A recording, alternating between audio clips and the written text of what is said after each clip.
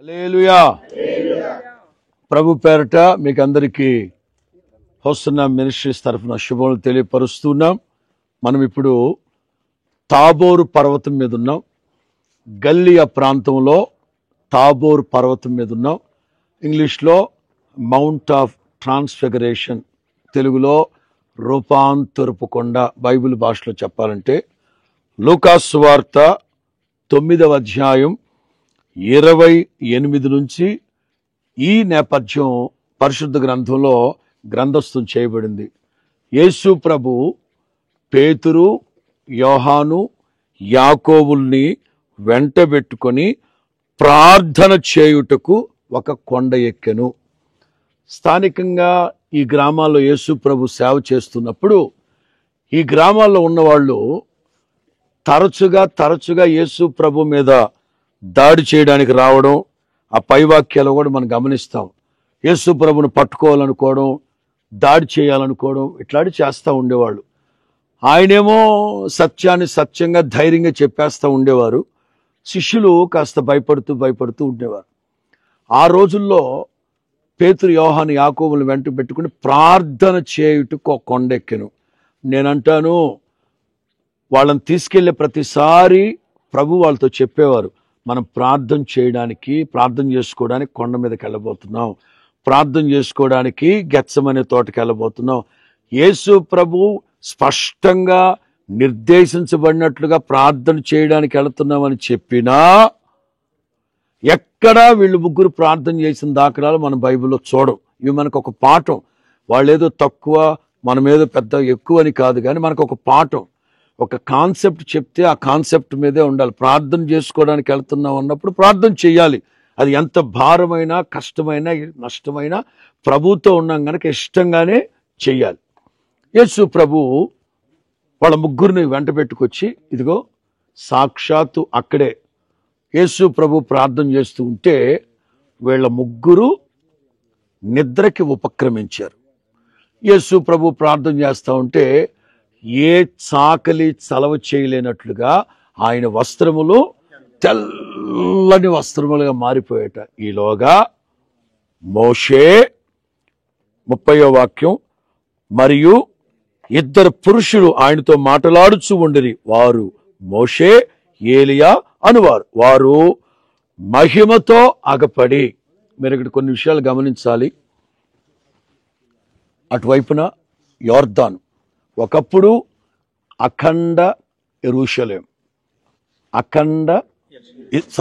అఖండ ఇశ్రాయేలు దేశం. అంటే యోర్దానుకు అటువైపున్న ప్రస్తుత యోర్దాన్ దేశం, ఇటువైపున్న ఇశ్రాయేల్ దేశం. ఇటు 9 గోత్రాలు, అటు 3 గోత్రాలు, 12 గోత్రాలు కలిసి ఉండేది. మోషే అటున్నప్పుడు పిస్కా కొండ దగ్గరికి వచ్చినప్పుడు అక్కడికి వెళ్ళాం కాబట్టి ఇక్కడే చెప్పేస్తాను. 2 సందర్భాల్లో మోషే నీళ్లు రప్పించిన సందర్భాలు మనం గమనిస్తాం. ఒకటి అరణ్య యాత్రలో ఉన్నప్పుడు, 2 ఇక్కడ. మొదటిసారి దేవుడు అన్నారు, నీ కర్రతో బండని కొట్టమన్నాడు, నీళ్ళు వచ్చాయి. రెండోసారి సంఖ్యాకాండంలో బండతో మాట్లాడమన్నారు. కానీ మోషే ఒక్కసారి ఫిక్స్ అయితే ఇక మాట్లాడు. రెండోసారి కూడా కొట్టేశాడు. పొరపాట్లు ఏంటంటే మాట్లాడమంటే కొట్టాడు. 2, మేము మీకు నీళ్లు రప్పించాలనా? అద్భుతాలు చేసేది ఎవరు? దేవుడు. మరి వీళ్ళు ఏమనుకుంటున్నారు? మేము. 3వ పొరపాటు ఏంటంటే ద్రోహులారా, మేము మీకు నీళ్లు రప్పించాలనా అని మోషే కొంచెం నోరు జారినప్పుడు వెంటనే దేవుడు అన్నారు, ఇక చాలు బాబు, ఇక ఇక్కడే. వాస్తవంగా మోషే 120 సంవత్సరాలు బతికాడు. ఒకవేళ దేవుడు చనిపోమన్నారు గనక చనిపోయాడు, లేకపోతే ఇంకొక 40 కొట్టేవాడే. నమ్మద్దు చెప్పన, 90వ కీర్తన మోషే రాశాడు, 4వ స్కందం అని ఉంటాడు. నరుని ఆయుష్ ఓపుకుంటే ఆయనేమో 120 బతికాడు, మనల్నేమో కోతేస్తే ఓ 10వ పరకో కోత వేయాలి, ఏకంగా 50 కోతేసాడు మనకు. మనం అడగాలి పరలోకానికి వెళ్ళాక. ఆ రోజు దేవుడు అన్నారు, ఇక చాలు, ఈ పిస్కా కొండ మీద నువ్వు సరిపో, చూస్తావు, అదిగో యోర్దానుకు అటువైపున పాలు తెలు ప్రవహించే దేశాన్ని చూస్తావు, నువ్వు ప్రవేశించవు. కానీ మహిమతో మహిమలో ఇక్కడ ప్రత్యక్షమయ్యాడు. అంటే వచ్చినట్టేనా?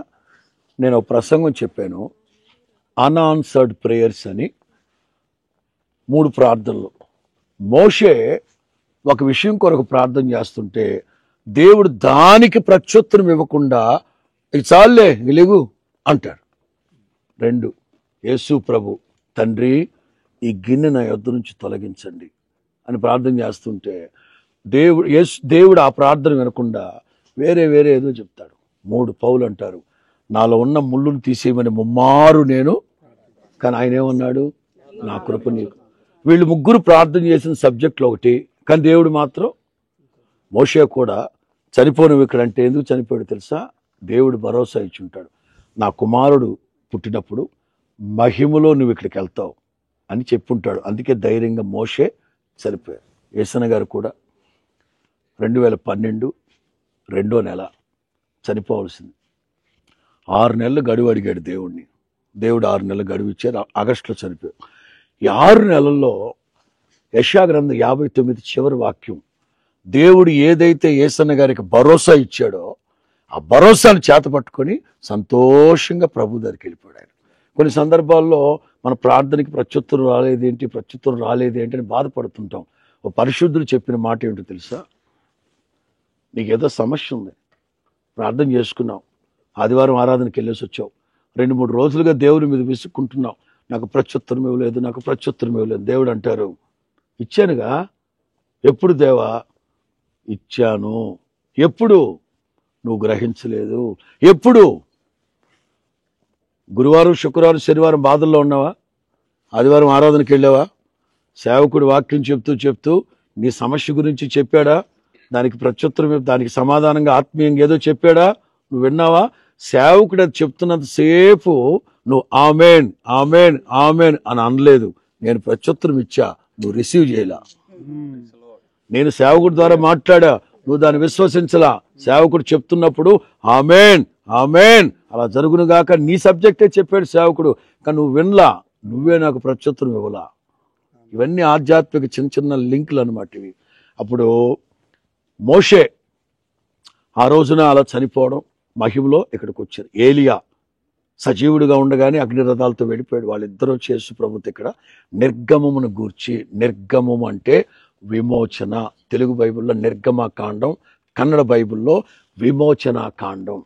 పర్ఫెక్ట్ మాట కదా. కన్నడ కస్తూరిలో నుంచి తెలుగు వచ్చింది అంటారు. అందుకే నిర్గమకాండాన్ని విమోచన కాండం అన్నారు. విమోచన అంటే ఐగుప్తు నుంచి, పాపము నుంచి విమోచింపబడ్డారు. విమోచన కాండం.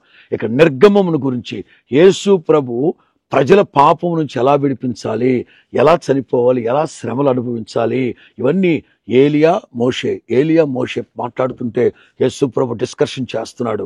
ఏవేవో మాట్లాడుతున్నారు. వాళ్ళు యేసు ప్రభు ధైర్యపరుస్తున్నారు. లేదు, నువ్వు భరించాలి, లోక కళ్యాణార్థం నిమిత్తం నీవు చనిపోవాలి, మరణించాలి, తిరిగి లేవాలి నీ చెప్తున్నప్పుడు మాట్లాడుతూ ఉన్నప్పుడు వీళ్ళకి మెలకు వచ్చింది. ముగ్గురికి మెలకు వచ్చి, పేతురు ఆడావాడు కదా, వెంటనే లేచి చూశాడు. గుర్తుపట్టారు. యోహాన్, ఏలియాని, మోషేని గుర్తుపట్టి, యేసుప్రభుని గుర్తుపట్టి, బోధకుడా మనం ఇక్కడ ఉండడం మంచిది. ఎక్కడ ఉండడం? ఇక్కడే ఉండిపోదాం. ఎందుకంటే కింద కొడుతున్నారు మనల్ని. గ్రామాల్లోకి వెళ్తుంటే మన మీద దాడి చేస్తున్నారు. మనం ఇక్కడ ఉండడం అది తప్పే. యేసు ప్రభు స్థిరంగా ఒక చోట బోల్ట్ లేసి బిగిస్తే ఉండిపోతారు ఆయన? కాదే. అనవసరంగా ఆ నిద్రమత్తులో ఏవేవో పిచ్చి మాటలు మాట్లాడేస్తున్నారు. ఇక్కడ ఉండడం మంచిది, మీకు ఒక పర్ణశాల, ఏలియాకు ఒక పర్ణశాల, మోషేకు ఒక పర్ణశాల, ముగ్గురికి 3 పర్ణశాలలు కట్టేస్తాం, భక్తులందరినీ కొండ మీదకి రప్పిస్తాం. కొండ మీదకి రప్పిస్తాం. మేము చేయాల్సినవి, మేము 3 గుడారాల దగ్గర కాపలా ఉంటాం. మాట్లాడుతుంటే పరలోకము నుంచి స్వరం వినబడుతుంది, ఇదిగో ఈయన నా ప్రియ కుమారుడు, ఈయన మీతో చెప్పినట్లు చేయండి, ఈయన యందు నేను. ఓకే, అట్లాగే చేద్దామని మళ్ళీ పడుకోవడం తప్ప వేరే కాన్సెప్ట్ లేదు వాళ్ళకి. పడుకున్నాం. ఈలోగా వాళ్ళు నిర్గమమును గురించి వాళ్ళు అలా వెళ్ళిపోతే యేసు ప్రభు లేచి వాళ్ళని తీసుకొని కిందకు వచ్చినట్లుగా మనం బైబిల్లో చూస్తాం. దేవునికి స్తోత్రం కలుగును గాక. దైవ జనాంగమా, ఇక్కడ మనం నేర్చుకోవాల్సిన పాఠం ఏంటంటే, మన ఇష్టాలు నెరవేర్చబడకూడదు, మీ చిత్తమే. పరిశుద్ధుని మాట విన్నాను. దేవుని చిత్తం అనేది నీకు సంపూర్తిగా తెలిసిన వాక్యం చదువుతున్నప్పుడు దేవుని చిత్తం ఏదో తెలుస్తుంది. సేవకుడు వాక్యం చెప్పేటప్పుడు దేవుని చిత్తం తెలుస్తుంది. ఫైనల్ ఏంటో తెలుసా? స్వర నిర్ధారణ, దైవ స్వర నిర్ధారణతో ముందుకెళ్ళాలి. దైవ స్వర నిర్ధారణతో ముందుకెళ్తే సక్సెస్ వస్తుంది. లేకపోతే దేవుని చిత్తము మనం ఆశీర్వాదకరంగా ఉన్నది దేవుని చిత్తమే, కానీ స్వర నిర్ధారణ, ఆత్మీయులు దైవ స్వరాన్ని వినగలిగే అత్యున్నతమైన ఆధ్యాత్మిక అనుభవాలు మనం జీవించాలి. దేవునికి మహిమ కలుగును గాక. ప్రభు మన కొరకు తిరిగి రాబోతున్నారు. అక్కడ కూడా వెళ్తాం, యెరూషలేము ఒలీవల కొండ మీద. ఇలాగే మోషే ఏలియా ప్రభుతో మాట్లాడినట్టుగా నిత్య మహిమలో ప్రభుత్వం మనం యుగములు జీవించబోతూ ఉన్నాం. హల్లెలూయా. మీరు లోపలికి వెళ్ళాక ఈ లెఫ్ట్ లో మీకు చూసిన వెంటనే మోషే ఎవరు, ఏలియా ఎవరు అని గుర్తుపట్టేచ్చు. మోషే లెఫ్ట్ అట, ఏలియా అక్కడ ఉంటారట. జస్ట్ మీరు లోపలికి వెళ్ళి ఒక చిన్న ప్రార్థన చేసుకుని ఆ పైకి వెళ్ళాక మనకు అక్కడ చిన్న ఇది ఉంటుంది, చార్టు, ఏ ఊర్లో ఎంత దూరంలో చిన్న ఫోటో తీసుకుని వెళ్ళిపోతాం. రైట్. సేవకుల్లో ఒకరు ప్రార్థన చేస్తారు. పరిశుద్ధుడు మొనతుడైన మా ప్రియ పరలోకమందున తండ్రి, ఈ గన్నామని బట్టి మేము స్తుతిస్తున్నాం. ఈ అద్భుతమైన 2వ దినాన్ని బట్టి మీకు వందనాలు. మీ కృపను మాకు తోడుగుంచి ప్రతి బలహీనత మీరు కొట్టివేసి నీ పునరుద్ధాన శక్తిని మాకు అనుగ్రహించి ప్రభువా న్యూ అనాంటింగ్తో మమ్మల్ని మరొకసారి దర్శించిన విధానం బట్టి మీకు స్తుతి కలుగును గాక. ప్రభువా ప్రత్యేకంగా ఈ సమయం ముందు నీ దాసులతో పాటు ఈ రూపాంతర కొండ మీద నిలబడి దాని యొక్క సత్యాన్ని మేము తెలుసుకోవటానికి మీరు ఇచ్చిన కృపకై స్తోత్రాలు. అనేక సార్లు మీరు మాట్లాడుతున్నప్పుడు నిద్రించే మనసు ఉండొద్దని ప్రభువా, గ్రహించే మనసు మాత్రమే ఉండాలని, నీ మహిమను మేము తీసుకొని ఉండాలని మీరు మాతో మాట్లాడిన విధాన్ని బట్టి మీరు స్తుతిస్తున్నాం దేవా, నీకు స్తోత్రాలు. దీనికి మేము యోగ్యులము కాము ప్రభువా, అయినను మీరు మాకు యోగ్యత ఇచ్చారు, మీకు స్తుతి కలుగును గాక. ప్రభువా, మరి ఇక్కడున్న మమ్మల్ని అందరినీ మీ చేతికి అప్పగిస్తున్నాం.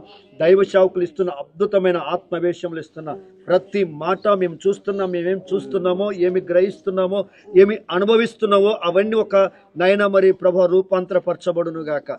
మీ మహిమలో నాయన మేము అనేకులకి ఇది అందించుదుము గాక. ముందు మా జీవితాలు మీకు మహిమకరంగా ఉండును గాక అని ప్రార్థిస్తూ, ఈ కొండ మీద మీరు ఎలాగైతే రూపాంతరపరిచారో మమ్మల్ని కూడా ఆ రీతి రూపాంతరపరిచి ముందున్న సమయాన్ని కూడా మీరు దీవించమని నీ దాసులు జాన్వేసులు కానీ, రమేష్ కానీ మమ్మల్ని అందరినీ మీ చేతుల్లో పెడుతూ, గైడ్ని మీ చేతుల్లో పెడుతూ నాయన ఇంకా మీ శక్తితో నింపమని యేసు నామములో అడిగి వేడుకొని ప్రార్థిస్తున్న పరలోకపు తండ్రి. ఆమేన్. ఆమేన్.